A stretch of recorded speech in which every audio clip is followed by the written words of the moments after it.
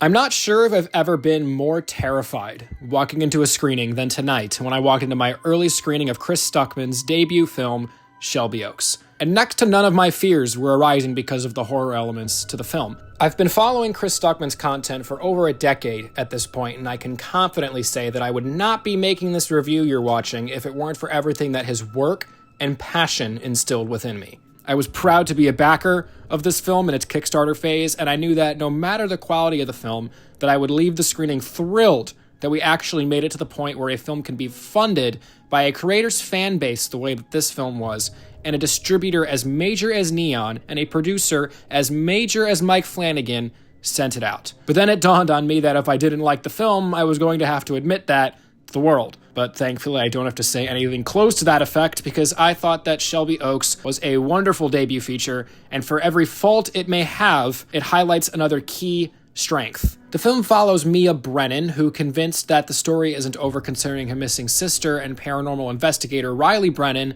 decides to take the investigation into her own hands. The film spends time in its first act functioning as a fictional take on a sort of Netflix true crime documentary, as a way to not only deliver exposition on the characters and lore of the film, but to establish the utterly dreadful complementary atmosphere at play here. While there are a couple too many drone shots for my taste in these moments, and a general sense that the color grading could have used another pass, the pit I felt in my stomach nearly immediately somehow managed to continuously grow deeper and deeper until I was left feeling like I needed to look over my shoulder as I left the theater, despite being in an utterly packed and fully lit auditorium. Chris's adoration and admiration for found footage horror utterly seeps through the screen here, as his staging of these moments in particular I found to be straight up marvelous. There are several setups here of various levels of payoff that have some of the greatest direction I've seen in the genre. Horror in general is all about timing, but found footage is really all about timing. And while there are some run-of-the-mill jump scares here, the scares are generally rooted in something that feels far more profoundly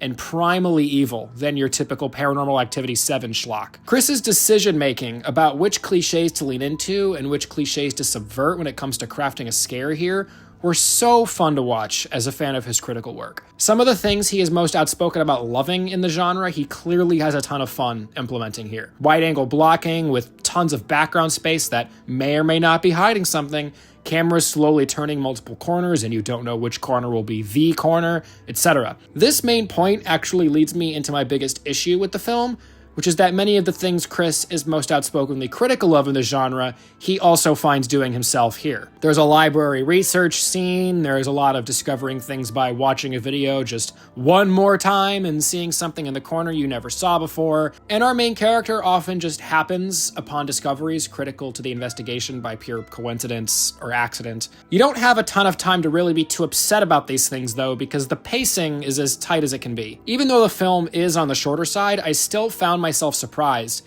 at how quickly we were arriving towards the final climactic set piece. Here is where I could see some more people having an issue, because for all of the restraint the film shows in its first hour, there's a lot less of it in the final 30 minutes. And obviously, without spoiling anything, it's once again not something we haven't seen 1,000 times before, especially in the past 10 years or so. With all of that being said, there is one additional element to the finale that I was not anticipating at all, and I found it both incredibly poignant and also the most haunting allegory in the film by far, so be ready to have some complicated feelings about this one, especially considering I've seen people have issues with this aspect of the film already, and I could not have felt more differently about it. Perhaps the biggest surprise of all for the film for me was the towering score by the Newton brothers. Their work here is diverse, all-encompassing, and consistently complementary to what is or isn't happening on screen. They certainly aren't strangers to horror scores, having written multiple for producer Mike Flanagan's work, but their work here may legitimately be their best. Camille Sullivan is spectacular as Mia,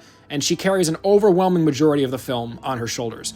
Pretty much everyone here in their supporting roles turns in great work. I'm not the biggest fan of Brandon Sexton III's work in general, because he seemingly only has one facial expression that he can really nail, and it's guilt. But for how little he is in the film, he does get the job done. Despite some of the film's shortcomings, there is so much immediately identifiable potential for future growth here, and Stuckman has proven himself not only a tremendously gifted commentator, but a tremendously gifted artist as well. Shelby Oaks is an incredibly strong first outing for a thoroughly promising filmmaker, and I could not be more happy that it exists. Throughout the years and continuing on today, Chris has consistently been a champion of independent artists and filmmakers, and it is only right now that he have the same championing extended to him. The film releases wide via Neon on October 24th. I implore you all to support it. Thank you guys so much, as always, for watching the video. If you've seen the film already, let me know what you think down below in the comment section. Thank you all again for tuning into our October horror binge. This weekend, we're actually going to be covering a famous horror trilogy, so be sure to stop by at noon Central Time every day to check in on the newest updates and the newest videos. Thank you all again for watching. Like the video, share the video, subscribe to the channel, go support Shelby Oaks, and I will see you all tomorrow. Peace out.